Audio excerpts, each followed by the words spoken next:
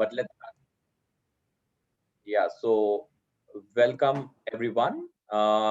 Today, June 19, 2021, again, we meet for Friends of Friends discussion.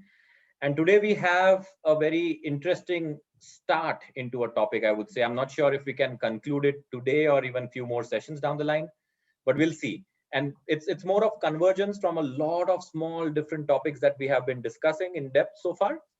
So today we are going to discuss the cognitive mindset ladder. And this has its flavors in a lot of areas from psychology. So one is the level of consciousness by David Hawkins. So he talks about levels of consciousness starting from shame, guilt, all the way until joy, peace, enlightenment, whatever it is, right? So that is what he calls. And from a cognitive behavioral therapy perspective, in one of the courses where I attended, I saw a converged part of this ladder, which I really liked. And that ladder stuck with me and has become a kind of a backbone for my own cognitive health approach, and also for trying to help out people as a as a psychotherapist, for example, right? So for me, this is very nice. And I'm not prepared much because we all are experts from our areas, or at least we are learning into these areas, and we want to try as a group to come up now with an approach or a discussion of approaches, if you like, in trying to climb this ladder, right? So give me 5 minutes. I will quickly share my screen and introduce you to the ladder so that we are all speaking the same thing. Let me know once you can see my screen. Can you see my screen now? Yeah. Yes, Jimmy. Okay, good. Okay, we can hear you now. So okay, so let's go with the David Hawkins level of consciousness first. So at a very high level, what he says is that we start with the lowest levels of consciousness. Could be shame, the guilt, right? I mean, historically, if you like, I ate an apple which I was asked not to eat, right? Now I have a shame and guilt. Starts from there. So shame, guilt, apathy, almost clinical. Then comes the grief, the fear, the desire, the anger. The force changes a little bit. So far it was all about self-target. The anger may be targeted outside. Then the pride. Then comes the switch from the force of the spiral that is putting you down to the power now, which is courage. It starts from courage. That is where the happiness and productivity starts. Neutrality, willingness, acceptance. Then reason. That is the peak performance without any stress. You can work hard without stress when you work with reason. Then comes the extraordinary outcomes psychologically and otherwise, synchronicity, if you like, which goes a little bit in philosophical areas. We'll touch that later. The love, the joy, the peace, and the enlightenment. Now, I think the force versus power, I think that's what the book is called. I think David Hawkins' book, I think very powerful book. If you guys find this interesting, please do read. So on the left, you see the level of consciousness. On the right in that pyramid, he tells what we experience, right? But this pyramid is a little too big, right? Now let's look at it from a cognitive perspective. And this is where I like, this was Kane Ramsey's session that I had attended, also from ecology. So they have this very nice diagrammatic representation of levels that I like to follow, right? So what he says from a mindset perspective, you have the bottommost mindset, which could be a victim mindset. And everybody could be, nobody's stable on any one of this, right? We keep spiraling, right? But where do we stay the most is the most important part, right?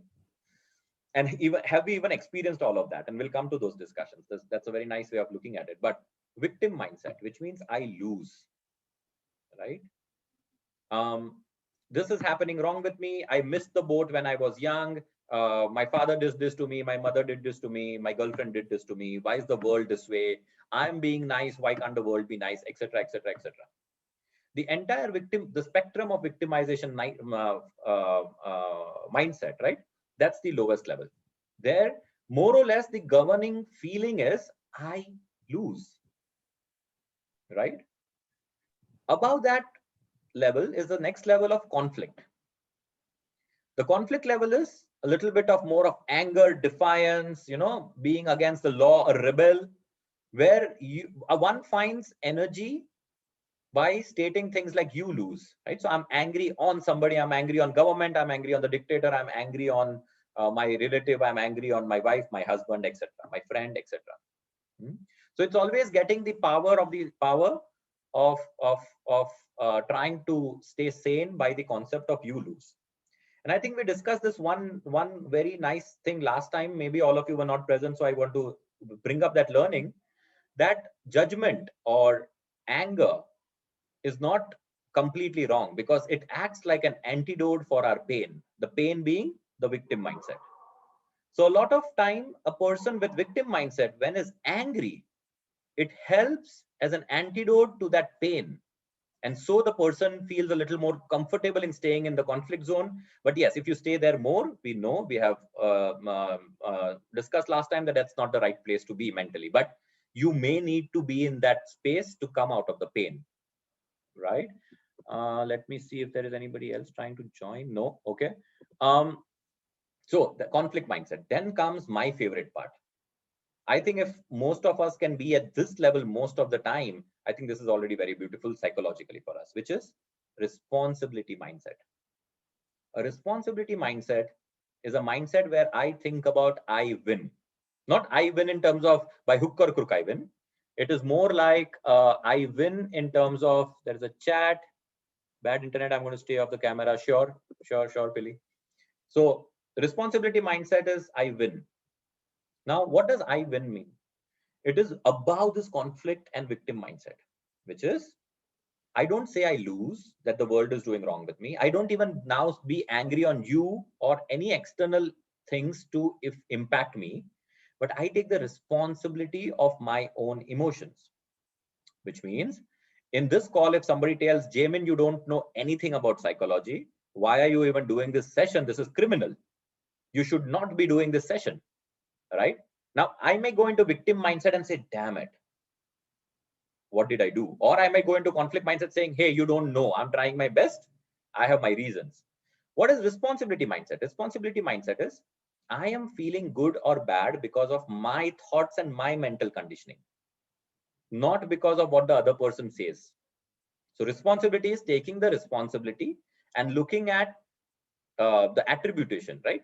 Internally, that my thoughts and feelings are because of my thoughts and feelings. If I think bad about me, I will feel bad, not because somebody told I'm bad, right? So that's a responsibility mindset. Concern builds on top of responsibility. So if I am a victim of my thoughts, the other person is victim of his or her thought. So now I think about you win. Reconciliation is reconciling, having a peaceful state of acceptance. And we'll talk more about acceptance soon, but that's win-win situation. Acceptance, not excuse. Accepting what I have in me and what you have in you. Not that I am a mean person, I accept it, so I continue being mean. That's an excuse, right? So accepting that I have meanness in me, that's it. Then comes synthesis, oneness. I may be angry, painful, happy because of XYZ reason, but maybe Isabel is angry, painful and happy because of other reasons. But that's just the reasons is just manifestation. But otherwise, we are just one, right? It's the same making in all of us. Nobody's superior than the other. So there is where the synthesis, there is a oneness comes into play.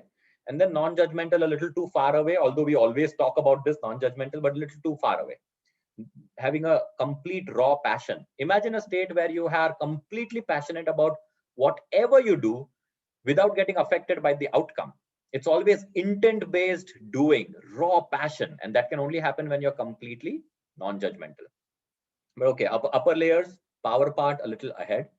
But I will break on this. And what we now want to discuss or attempting discussion as a group is the bottom two. Let's understand a little bit of this victim mindset.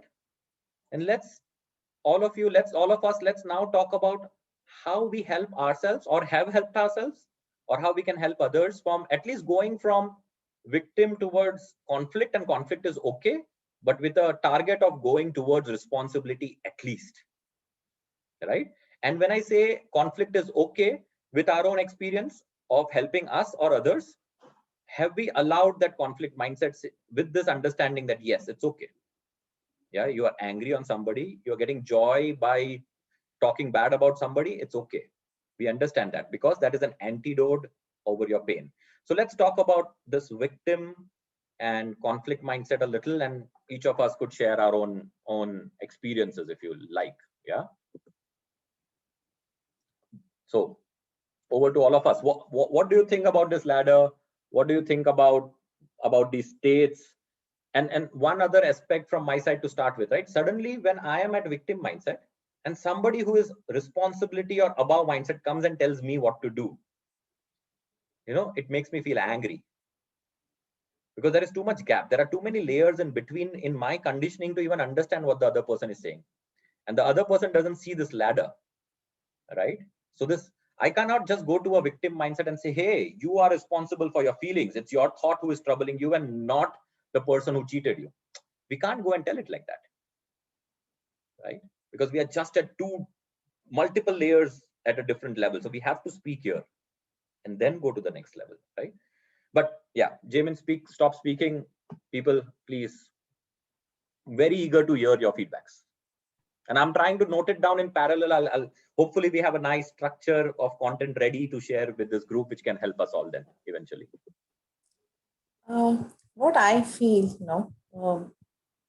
considering this victimizer, it's a change in the level of state of mind between the two people. So sometimes if I feel I'm a victim, it is a state of mind, Yes. what I'm going through. Yes. And probably the victim, who caused that or who or whatever the reason, that's a separate state of mind of the other person or the other group or whoever be that. So that gap between these two, my state of mind and the state of mind of the other person, is the one which is causing that victim. Yeah. But if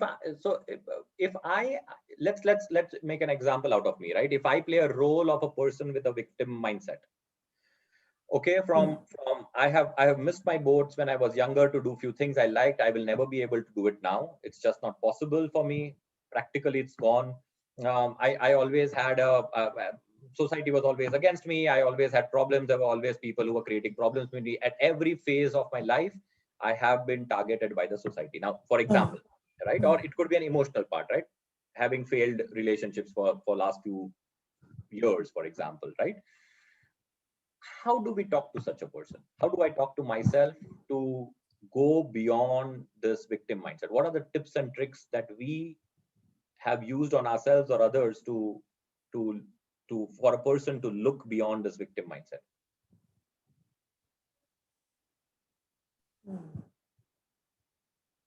One of the things that I think is extremely important when you're dealing with a victim and someone with a victim, or at least someone with a victim mindset, is, I mean, you can't do this from one day to the next, but slowly try to go empowering them. Maybe little by little, like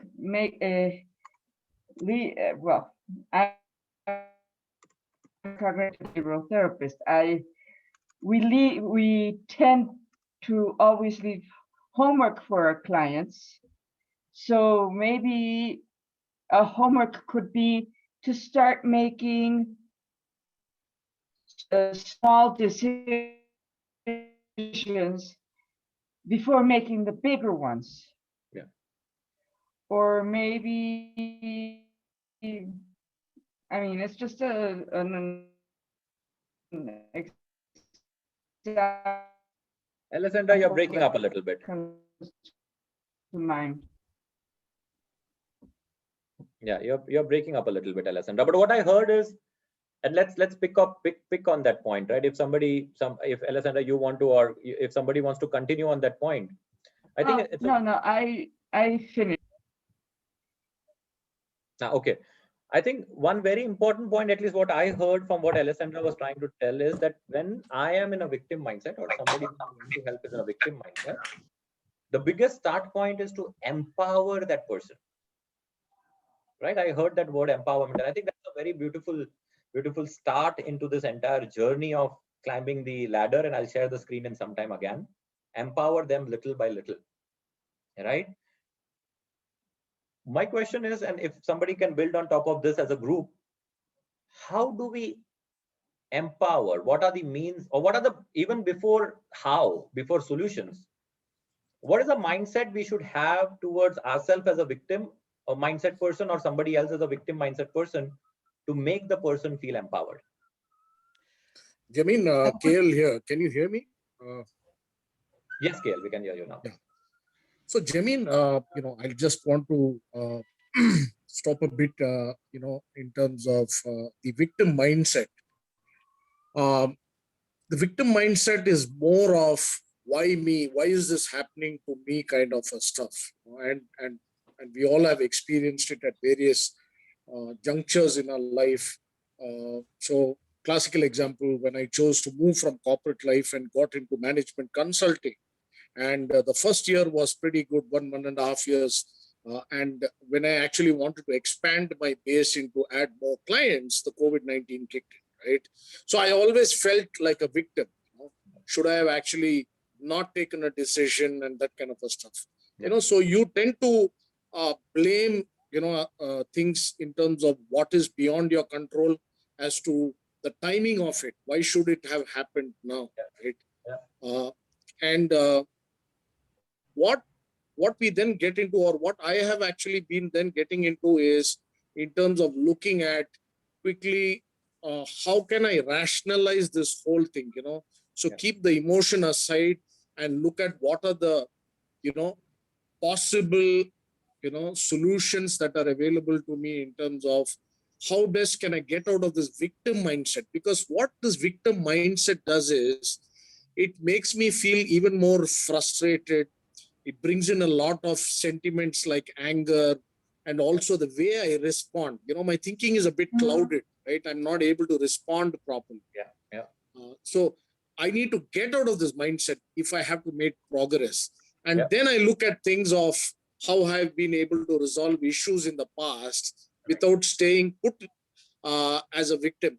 But Jamin, I must confess, even now, sometimes even if it is a brief 2-minute, 3-minute, I tend to get into that victim mindset mode, but I'm able to get out of that even quicker, So I can never say I don't touch the victim mindset box anymore. I do. Yeah. No, thank you for sharing that, KL. And I think it's a beautiful point. And I want to park this point that you brought about rationalization for a little moment, because the way I see it, at least, and I don't know if the group agrees to it, but if not, let's continue on it. But I think rationalize is already, you are at responsibility. You took the responsibility of healing yourself. That's already coming at responsibility level, right? And now what I experienced personally as well is that when there is a strong victim mindset, the person is not always ready to rationalize, logically think yet, right? So maybe we need to do something more. If the person is having that space to rationalize, let's do that. Then it can come back to responsibility mindset, right? But if the person is too much into the overwhelming victim state, then rationalization might not work. In that case, what should we do, right? Isabel, Isabel, and then Pili. I think you raised your hand. Pili raised it first. Pili. It's okay for me if you want to start, Belle. It's fine. No, go ahead, please. Okay, talking about the victims, which is an old T-shirt that sometimes appears in my closet, to say it somehow. In order to get out of that mindset of all those things that are going on, what has helped me a lot is identifying exactly what I don't want, so I can think about the contrary and get what I want. For example, I was feeling stuck. Okay, what is the opposite of stuck? Flow. How do I flow? What do I need to flow? What do I understand as flow? So I can start setting into motion. And the idea of being in motion, being actually exercising that thing that you want to do or be or have, is very important. Because if you can identify what you don't want, in case you don't identify what you want, because sometimes, what do you want? I have no idea. I don't know. I swear to God, I don't know. And we don't know. But if we can identify what we don't want, then we can look for ways to approach that thing that is actually going to help us flow. In my case, it took months to really get my mind straight and start going through my emotions. The only way to get out of an emotion is to feel it. And that bravery, it takes more time than we want to. But getting into the flow, going through the emotions, it's strange. Now I am very emotional about everything. So it's Pandora's box all over again. But let's see. That's basically what I wanted to say. Thank you for your patience. Thank you, Pilar. No, that's a fantastic point, right? Especially at what you tried to say is that at a victim mindset, if you really ask a person, what do you want? It's maybe hard to reach and define a target state, because more or less you're saying, no, you are lost. I'm defeated. Instead, because we are into that negative spiral, what do you don't want? Right? So identify with what you don't want, and then you always get an opposite, and you maybe try to go towards it. I mean, it's a fantastic point. Yeah, Isabel. I was thinking from the therapist point of view that when you are with a patient, with a client who has been a victim, the importance of being of having empathy, because all of us one time or another have felt as a victim, have been victims of someone. And when you're with a client and they tell you, you don't understand me, you don't get what I'm feeling, you don't see what I'm seeing, of course, we're not in their shoes, but we can ask them to explain to us a little bit more so they can see that the hole that they're in that moment. And for me, myself, when I am feeling terrible, when someone says, hey, I know how you feel, I have been there once, it helps me not to feel so alone, because a victim and usually feels alone, and a victimizer what wants is for the person to feel alone and feel helpless. So for me, practicing and trying to make the person or my patient feel not alone, for me, it's helpful, because that way you say, hey, it's okay to feel like this. Take your time to feel terrible, but after that, from that feeling, get strength and kick on and move on, and you can get out of this hole of being this stuck. That's what I was thinking about. Yeah. No, I mean, personally for me, this is fantastic, right? I mean, when we start with a victim mindset, I think what we spoke about, just summarizing, and then I open up again for others to add, otherwise we go to the next level. So we say victim mindset, we said empower them little by little. My question was, how do we empower them? And then came the point of KL, which says, okay, if you can rationalize, if you have the space to really rationalize, then you can also jump from victim to responsibility mindset. Then if you can't rationalize, a pseudo rationalization that Pili brought in, it's still for me rationalization, but in a way that maybe could relate more into victim mindset, is identify what you don't want, and from there you could identify the opposite and go ahead. But I think then Isabel, so Ben brought up this point of empathy. You are not alone, and this you brought it from a perspective of a therapist, but I think this comes into reconciliation eventually up in the hierarchy as well, is that not only as therapist, if you could do that with your own self, saying it's not that I'm somebody too unique having experiencing this pain, right? It's part of our own condition, everybody's conditioning, everybody experiences in a different way. For example, and let's be very honest, right? I mean, if a child today, a sixth grader, a seventh grader comes and tells us, and they're crying and they're crying and crying and crying, and they are saying, I'm in too much of pain, and you ask the person, why you are in pain. And the person says, you know what, after a lot of efforts, I had got one chocolate that I love, but while I was coming to school, it fell down and I could not eat it. Let's be honest with ourselves. How many of us, not that we experience that at your age, not looking down silly child, how many of us can now bring up an attitude of empathy that this is almost the same pain that maybe we as adults are experiencing today? Maybe it is exactly same in an experience as KL thinking, damn, why me? Did I leave the company at the wrong time? I was at a peak of my game and then COVID hit.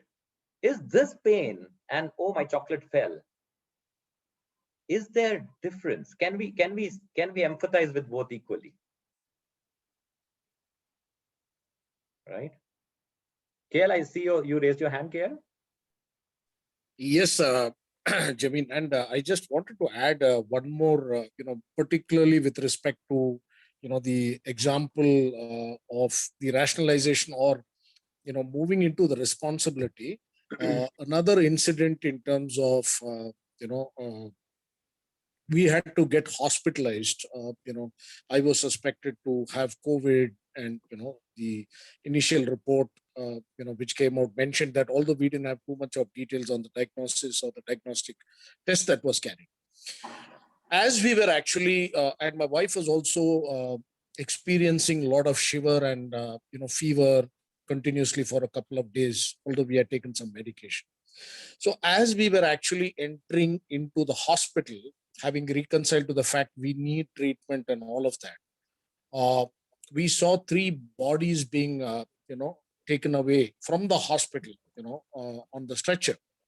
And then my wife went into a frenzy in terms of saying, no, we are not going to get into this hospital. I'm going to die, kind of stuff.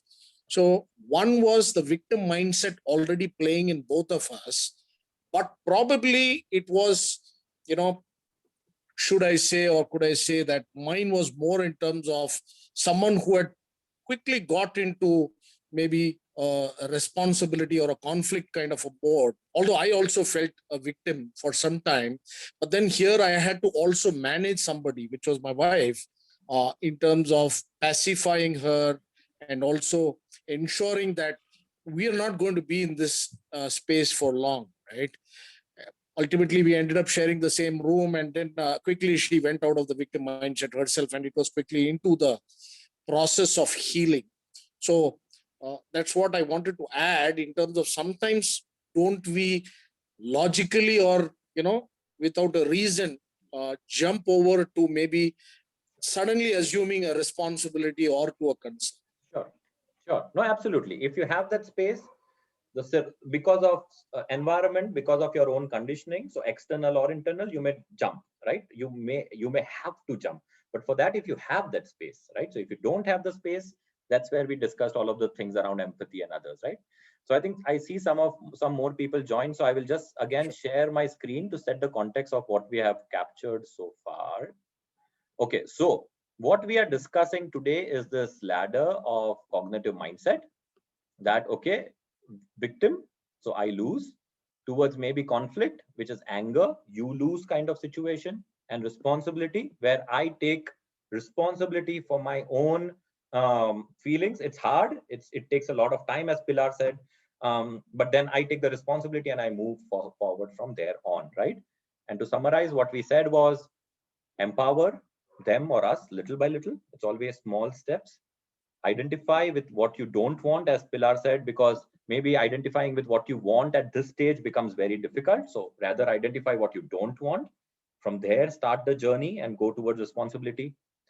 Rationalize if you can, or if you're put in that situation, like KL said, then you have to rationalize. You get yourself rationalized, you go up to responsibility again, right? But this is where at victim mindset, and I think what Bell brought up was, again, from my perspective, a very, very important point is approaching with empathy. Knowing what it means and why it is tough. Not that, hey, I could do it in 2 days and you will do it. No, rather, oh, I know how you feel. Can you tell more? And it's okay. And it's okay if you get angry because of this. And it's okay if you cry because of this. And the same things when I always tell, it's not majorly as therapist, but even to yourself. It's okay, right? I know how it feels, and it's okay to not feel okay. And that's maybe a very, very good start, a very comforting start. And this, I think, is the most underrated, because we all are so eager to come up with solutions that we miss the fact that the underlying factor of all of this is the common thing. I mean, you and me, we are at same level. Just because maybe I'm in a therapist mode and you are not, or I'm the other way around, there is no difference. There is no difference, right? So, I mean, that empathy for me called out very strongly. I think we were reaching towards responsibility faster, but I think we also heard that responsibility, reaching there and staying there both, is very, very tough. It's a long journey. So maybe now let's touch upon the conflict part, the anger part, right? So I have a victim mindset, I'm down, but I get this energy out of anger. So now I'm angry at the object, the person responsible for me feeling this pain of victimization. It could be me, myself, right? It could be my father, my mother, my friend, my partner, government official, COVID for that matter, doesn't matter, right? So my boss, for example. So now this talk about anger.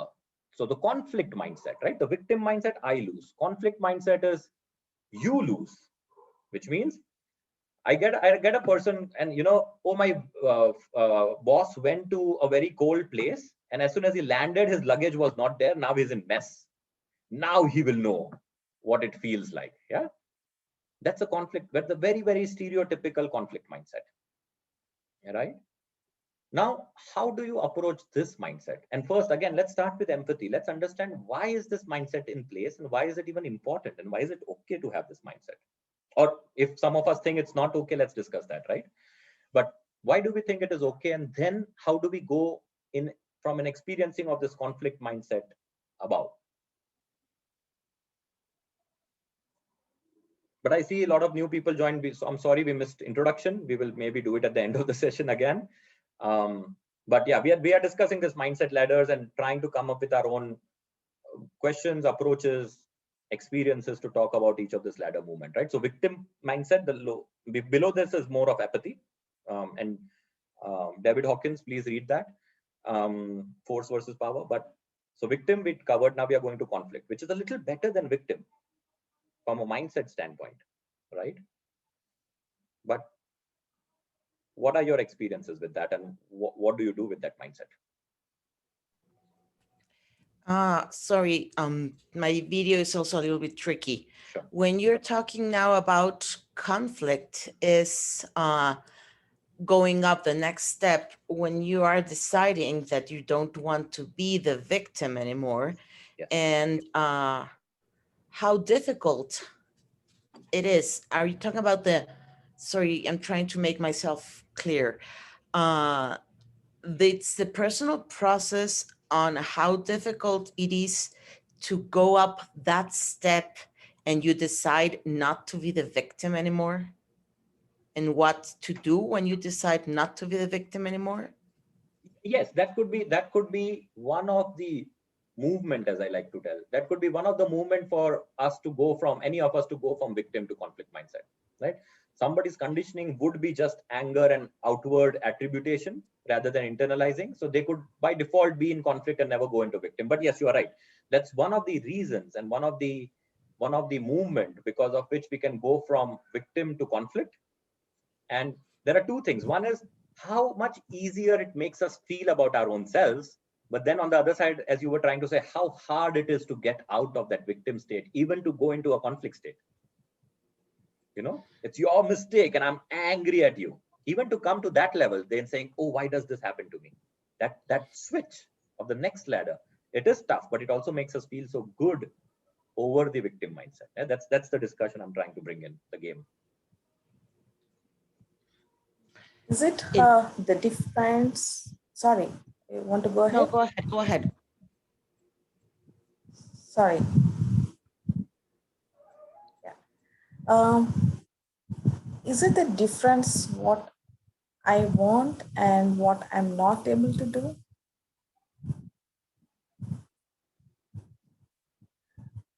I think it can be. I'm not sure. Let's explore that. From my perspective, It is more of where you are attributing your emotion towards. Are you angry? So do you have a kind of predominance anger and finger pointing at you are wrong versus this is happening with me?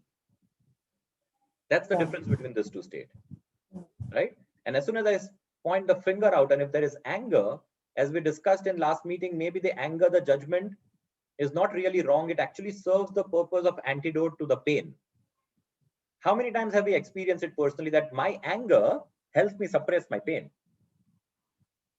Because just too painful, right? So that's the next state that we are maybe talking about.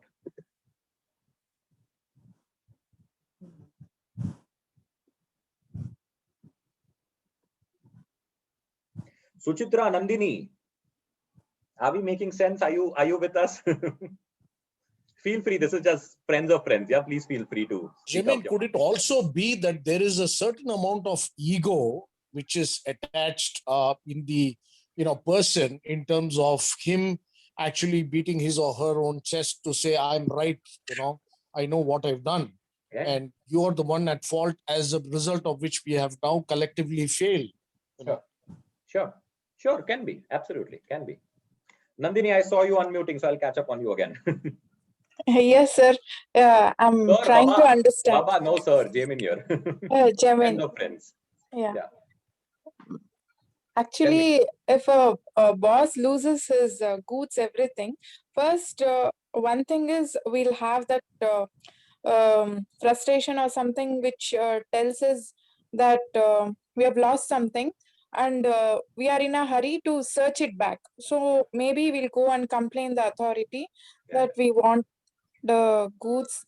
That's the way we will take the things. That's what No, fair I would point, like fair to point, tell. Nandini. Fair point. That's the right way of looking at it, right? This was more of a judgmental person trying to be happy when somebody else suffers, right? That's the conflict mindset that we are talking about. So somebody feels, now he knows what it means to suffer, right? No, till now that person did not know. That's the feeling of the conflict. Okay, sir. Okay. Yeah, KL, have you raised your hand again, or is it? Yeah. So several years ago, there was another example that I wanted to give in terms of one of my teams, where there was this woman who used to actually come and clear close to about 150 males even before the shift started. She was part of the male team, which had a 3 or 4 member team. And typically in the previous day, when the client had ripped us off and, we had actually committed to get this current, and the 3-member team would then suddenly be in the limelight, to get this done. She would come in early and actually take on the responsibility that would have or should have been done by all, right? And she will finish it at one go. And even before the shift started, and then start this kind of a conflict. I remember, and I'm able to relate to it now, in terms of, look, you guys didn't do anything. And if I could do it single-handedly in a matter of few hours, this is something that could have been done. The fact remained that, people were multitasking, either due to non-availability of the entire bench strength and things like that. But just riding on, like I mentioned earlier, riding on the fact that, look, I've been able to do it, I'm right, she would actually then get into that conflict mode of, trying to prove that others were wrong in terms of not being able to devote time. So that was another example I thought I'll share. And she had to actually then be taken into a stage that, look, even if you have won, but we have failed collectively in front of the client, and that needs to change in terms of being empathetic towards the others, or trying to see how we can actually win as a team collectively. And it was not about individuals. Yeah. No, thank you for sharing that. That's a good story. That's a good story. Gives a lot of insight. Just to bring some context more on the conflict, right? I'll share a personal experience, for example. So I lost my dad when I was very young, and then there was a lot of pain. I remember that not early on, I never experienced early on in my age anger for him, to be honest. But after a few years, there was a switch in me. I was angry on him because now I was growing. I was trying to make myself. I was, becoming a man that I want to become, and I was lacking help here and there. So I had this anger, right? So the switch happened for me. But now in the retrospection, that I think that switch happened to actually because I could not bear the victim pain anymore.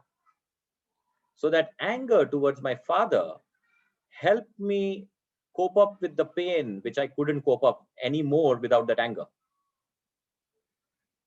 Yeah.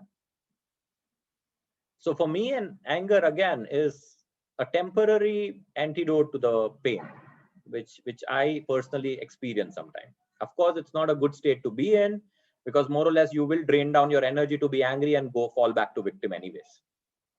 Right? How much will you be angry on somebody? I can't keep being angry on my father forever. I will lose that energy of being angry and again feel victim. Why did this happen to me? Right? So that's the conflict mindset, right? And now the point again, to the question to the group is, now when I am in that state, or when I am, or when somebody's in that state, how do we go beyond that state? How do we try to go beyond that state? This helps as a coping mechanism, and it is a self-defense. Yes. So the anger which comes up is your coping mechanism. Yes. So that is more or less like understanding of the state of why it happens, how it happens, etc. Yeah. But now, then the point is, how do we go beyond it? I mean, understanding this itself is liberating a lot, right? Understanding why is this happening. That's a good liberation. But what next? How do we go beyond a conflict mindset? So if somebody is angry and has valid reasons to be angry on a lot of things because of which their life is miserable, how do we bring about a change, or put about the change in the self to now go towards responsibility and say, hey, it's not about that thing, it's about my mindset. How have you done it? How have you done it personally? How have you helped anybody else do it? So Jameen, I had an incident, I was actually coming back after the exams, and I had to also reach the client's place for an important meeting. And as I was actually coming on to JC Road, there was one of these porter trucks. This guy actually overtook me, or tried to overtake me from the left, and he scraped the left side of my car. Okay. And I am a guy who, if I have nothing better to do, I'll pick up a cloth and go and start cleaning my car.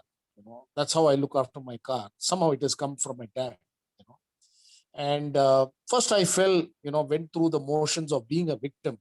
Why did it have to happen? Although I was very careful, this guy came on the wrong side, and I started blaming him, getting angry and all of that. And this guy also refused to accept, and he said, do whatever you want. And I was almost wanting to drag him to the police station. And he was a poor porter truck driver, right?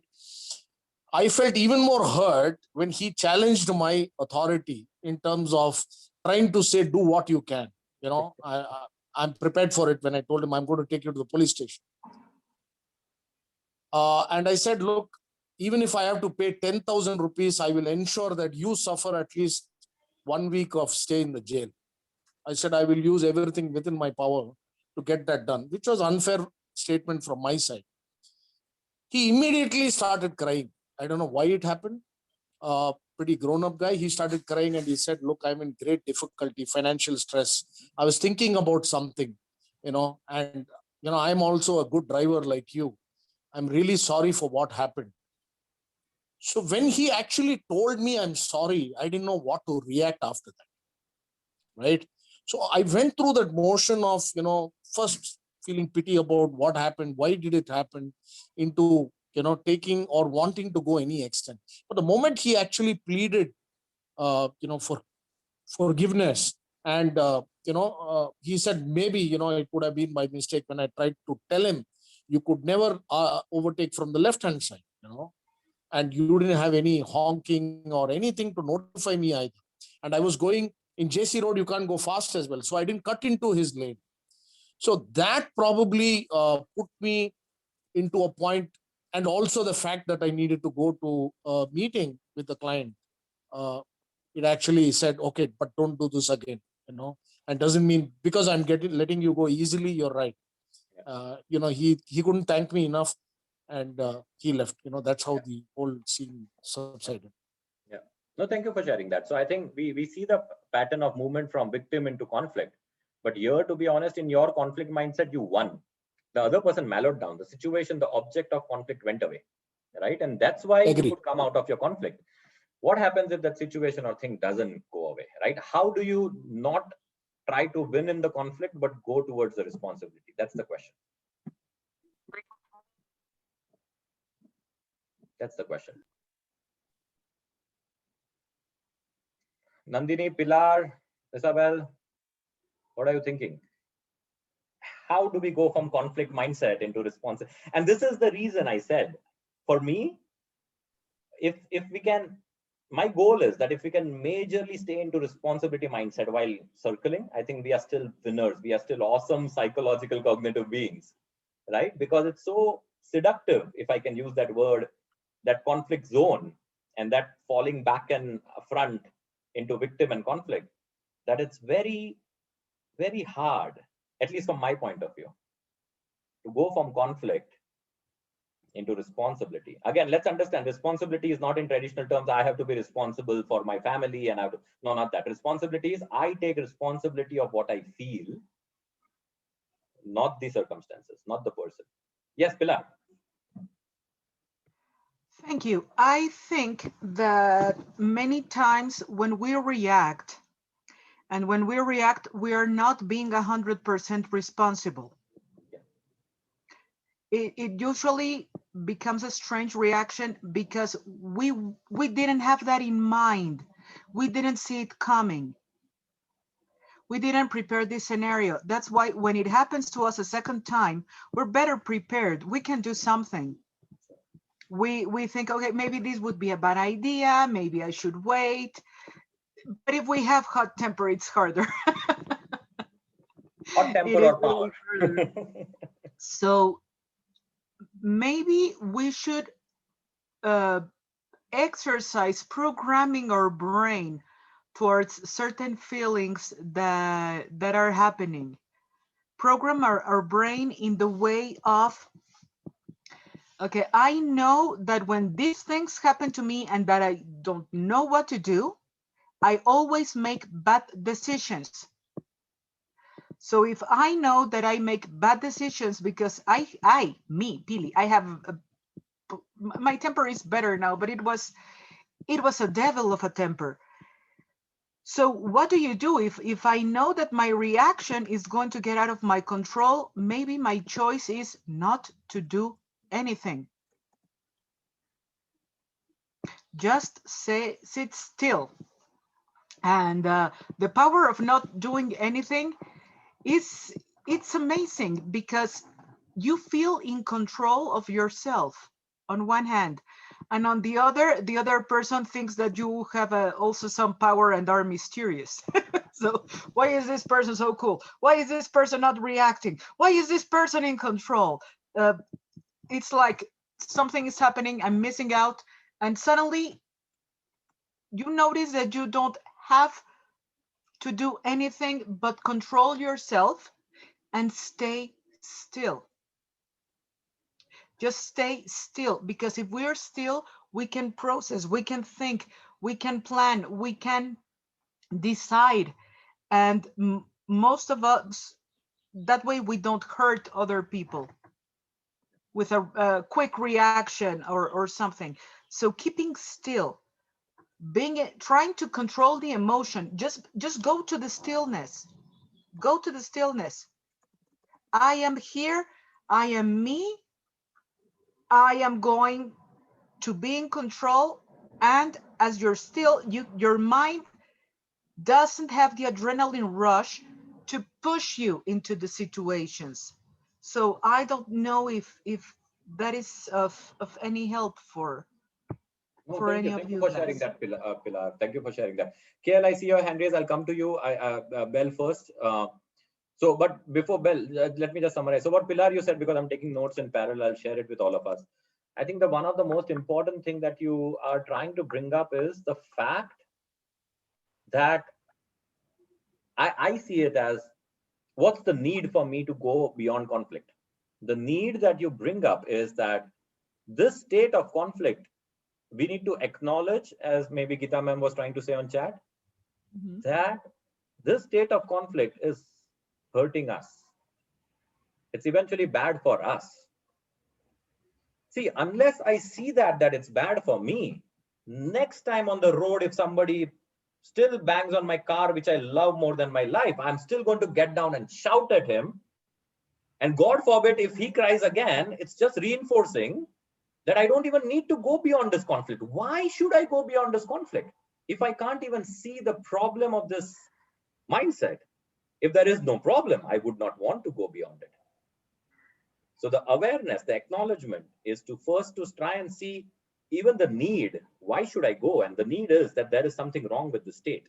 I read it like that, right? So acknowledging that the anger, I do bad decisions in my anger, it backfires on me, right? But if I could say, well, I don't care with those bad decisions, I'm okay, then you're okay. Then you would never want to go beyond that state. You will stay in that state.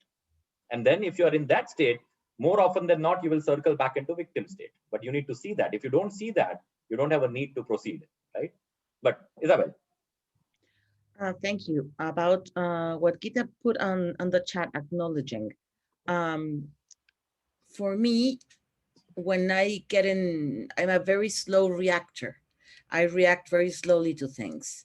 And something, it's kind of what Pili said, but I like to see it from another, let's see, another perspective. And it's to try, when I'm in a situation of conflict, to take a step back or a step to the side, to try and see things from the outside perspective. How does it look from the outside? Thinking about Kale example, if I am driving by and I see two guys arguing because they had a problem with the cars, and I see that one is crying and the other is angry, probably my first reaction is that, I don't know who is to blame. It might be difficult because I don't have all the information. And sometimes when I'm in the middle of a conflict and I'm very angry or I'm very scared, it's difficult to get all the information. Sometimes I think it's good to take a step to the side, not usually to the back, but to the side and see, okay, and how else, is there another way for me to get out of this conflict so you don't stay in that same situation that you were talking about, Jemin? When I find a balance and it's comfortable for me and I say, okay, I'm going to react the same way because it's helping in the moment, but it's not making me a better person. So sometimes being able to step to the side and try to look at things from another perspective might help me be able to move up the ladder and away from that very comfortable at times, or at least known stage where I'm winning. So if I'm winning, why should I move? Yeah, exactly. If I'm winning, why should I move? There should be a need identified. Yeah. Step to the side. I mean, step to the side, see it as a different perspective. I think this is a very powerful message, right? To tie it back to say KL's example, if I were to ask KL that in that situation, because in that situation, to be honest, KL won in the power game, right? The person gave up, found himself guilty, started crying, blah, blah, blah, blah. So KL won in that power game. What if I were to bring a perspective where KL actually in the same situation loses? Which means if I ask KL that, hey KL, in that entire 15-30 minutes of whatever that entire episode happened, who had the remote control of your emotional state and blood pressure?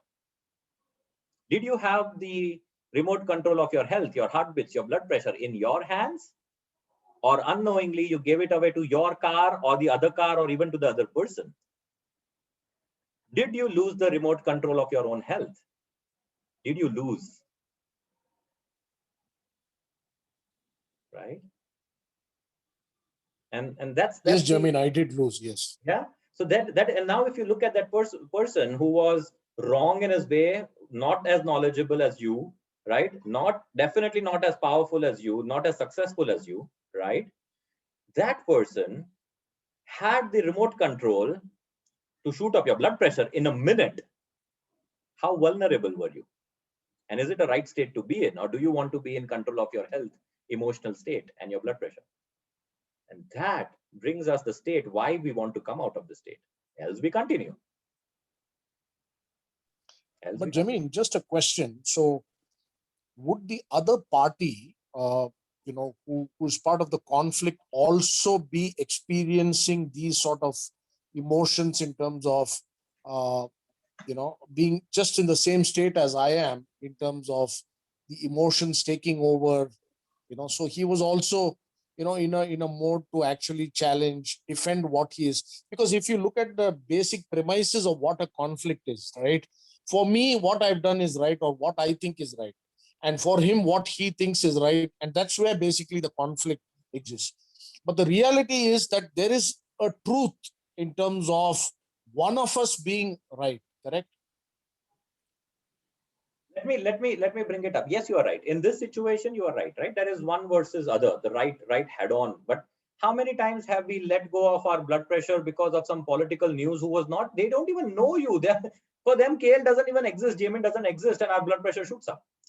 The conflict in this context of cognitive mindset is the conflict that we have internally in our head, not the external conflict. In our head, we are conflicted with the anger directed outwards towards an entity, subject, person, because of which we are troubled. If we are not troubled, we are fine. Stay conflicted. But we need to see we are troubled. It shot up your blood pressure. It was bad for your health. That's the conflict in your head. It has nothing to do with that conflict outside. Maybe there were two other people who would have dashed into themselves, and you were just a spectator, and you would still experience the same conflict. Right? But you lose. You lost the remote control of your emotions. That is bad, right? I don't know about all of you, but okay, let me before saying that, let me share, and feel free in between to please share anything that you are doing. So, I mean, we covered victim mindset a little bit. We covered conflict mindset, and here is where we said, okay, we understand why this state comes into action and why it is also helping in coping mechanism. We talked about acknowledging the need to go beyond this state and being still, and acknowledging is all of this, right? Acknowledging, you can acknowledge again from what Isabel brought up, that okay, if it is a conflicting status, you can get a third party perspective or a different perspective, and we will touch a little bit more about that maybe next time also, because here is where role play comes into picture, right? If you took an example of KL and the other truck driver and just replace it with a football game, right, and a person kicking the other person while the main person is a superstar footballer and the other one is a newbie, just change the premise and then see it with a different perspective. It changes the entire game as well, right? And then who has the remote control of your emotional state, right? And that is where you lose in the state still of conflict mindset, good or bad conflicts, but you lose that in that state. And that's why it's better to be responsible, know the need of being responsible for my own emotional state. I need my remote control in my hand, right? But then still the factors maybe, and we can discuss a little more next time, is how still maybe much more what we could go towards the responsibility mindset. And the fun is loving that state of responsibility. And we'll try and as a group define that more crisp, that why is this state so awesome? But what we see on that ladder, this is still one of the lower states. You know, you have like 7 states above it. Now, imagine that lifestyle, imagine that cognitive state in which we could live, right? Yeah, but I think from today's discussion, I think we are almost at 1 hour and maybe we should stop. I don't know. But happy to hear feedback from people. I see Nandini, Suresh, you joined late. I don't know if you got the context of where we were heading towards, but I'm interested in understanding how did this session feel like for you, and do we want to continue in this ladder up again in the next session? Then we can continue next Saturday. But happy to hear what do you think about this entire subject, the way we are going. It's a little different than what we usually do, like catching one topic and going in depth. This is like convergence of all of those into a real practical sense in terms of which mindset am I and where can I go and what's the problem in going, right? Yes, I think we could explore it further. Yeah, sure. Let's explore that. Then next time again. Nandini, I see you unmuted. Jim, I I want to agree share with one experience. Yes, Nandini, please. Once, like, I was in my pregnancy, like it was my 9th month, and I was in a hospital for X-ray scan, and there was a lot of rush. Okay, and moreover, these hospital people, what they did is they used to they used to get more payment. Another section of X-ray was there where they used to get more payment. So they used to push those people also into our lines. Yeah. So it was almost like 9 months. It was very difficult for me to sit. So I couldn't control. I was sitting for more than 1.5 hours in the line, and by the time my term came, they started pushing those people from those who used to pay more for the scan. So I just couldn't control. I just went to the authority and started, why are we made to wait so much? I've been waiting from almost 1.5 hours and I'm not been letting in, and you're pushing other people's also in middle and they are getting things fast. So by putting my anger out, my work got I got it done. I was taken in and my scan was done. Yeah. Beautiful. I mean, it's similar to what KL's example, the conflict mindset, the anger. Yeah. In that conflict mindset, from the practical purpose of that conflict mindset, you won. Yeah. Right. Sometimes this is good, right? Most of the time, situationally, it's always good. That's the fun of anger. Why do we think we in one way or the other, the humanity outbursts in anger? Yes. It has to serve some basic purpose, right? That's why it's there. So it's there for a reason. But Nandini, my question would be to ponder about in that state. I'm not talking about the action that you did, or I'm not talking about the action that KL did. I'm talking about the emotional state and the health perspective in that state. The anger and the adrenaline with which you went to fight for your X-ray at 9th month pregnancy, right? Was it good for your health at that point in time? At that time, actually, I was not able to sit for a long time. Agreed. Overall, it was, yes. Overall, it was helpful. I agree. Good point. Good point. No, definitely a good point.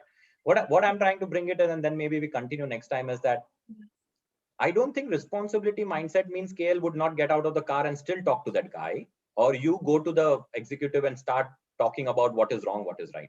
I don't think responsibility mindset doesn't mean that you don't do these things.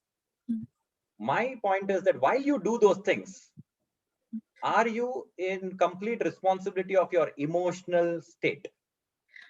Means like not able to control that emotions, like frustration, sitting patiently waiting for so long, and we are not allowed in. So that frustration has brought to just go and talk to them. Exactly, right. And instead of that, if responsibility would mean I take a learned call, this is wrong. Practically, I need to go and talk. Or for KL, this is wrong, this could really kill somebody. I need to get down and talk to that guy face to face so that maybe this doesn't happen again. Not out of anger, out of responsible choice, right? And that's why the actions do not matter. The feeling, the emotional state matters, right? That's the premise. But we continue that. But thank you for opening up and sharing, Nandini. Yeah, thank you. Welcome. Anything from anybody else before we wind up for today? Else, if you are all okay, we can continue next Saturday itself, not have a bigger break and dig deeper a little more into this and take it one step at a time. Yeah, just a parting thing with your permission, Javeen, if it's okay. Yeah, please. Yeah, so there is one place in Varanasi, for the interest of others like Lee and Alessandra, these are called salvation houses. Okay. And so one of the guys who actually wrote up an article or a book he was talking about in terms of, when he interviewed one of those caretakers of one of the salvation houses, one of the most important things that actually hit him was, or came to him was, in terms of solving or closing out of disputes, especially by people who know that they are dying. Okay. So there was this one instance of where there was a property dispute between two brothers and they hadn't spoken to each other for almost 20 plus years. So this person who was actually dying was in Varanasi in one of the salvation homes. And between these two brothers, they had actually built a huge wall right in the middle of the house to ensure that they didn't see each other's face and didn't have to depend on each other, although both their wives would probably on the slide talk to each other, being women and, being more compassionate. But at the end of the story, this guy actually gets the caretaker of that salvation home to bring his brother, and he says, I'm going to sign so that the entire property is now yours, right? And I don't need it anymore. I'm dying. And he actually resolves this and dies peacefully. So I just wanted to leave that, as a parting kind of a thing in terms of our journey into the responsibility or the forgiveness kind of mode, right? Perfect. Thank you, KL. So I think we are over time and I'm very hungry. My stomach is extremely conflicted now. So I need to resolve it responsibly. So maybe next Saturday, let's all meet up. And for some of you, I'll see you tomorrow in the mindfulness session. But thank you all for participating. I will share the ongoing slide and recording of this session. Let's come back, do a little bit more research, explore our lives a little more to come back with some more good pointers that can help as a group to each one of us next time. We still continue with victim conflict responsibility before even going ahead, right? We still explore those 3 layers a little more. All right. Thank you, everybody. And I didn't get an opportunity to say hi to Isabel KL as in King Lion. Now you won't forget me for the rest of your